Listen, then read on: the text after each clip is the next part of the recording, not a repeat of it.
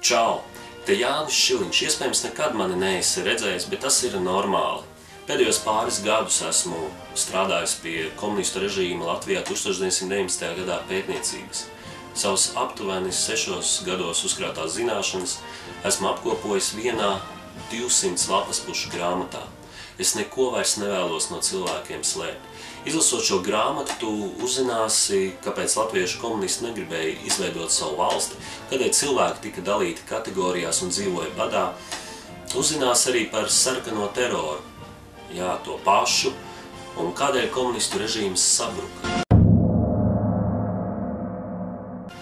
Man ir prieks dalīties šajā informācijā ar tevi, jo pēc šīs grāmatas izlasīšanas tu varēsi ne tikai 4-kāršot savas zināšanas par Pētera Stučkas valdības vadīto Padomju Latviju, bet arī izmantot šīs zināšanas, lai uzsāktu sarunu ar jebkuru vēstures interesentu un noslēgt vakaru divatā ar jaudīgu argumentu.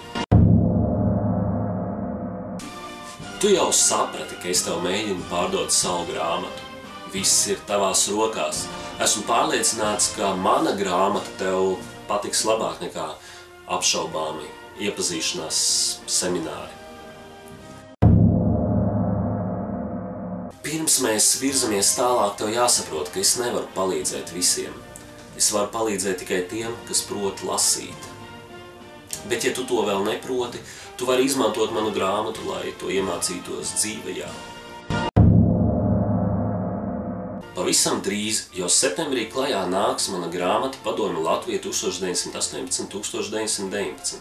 To iegādāties tu vari jau tagad.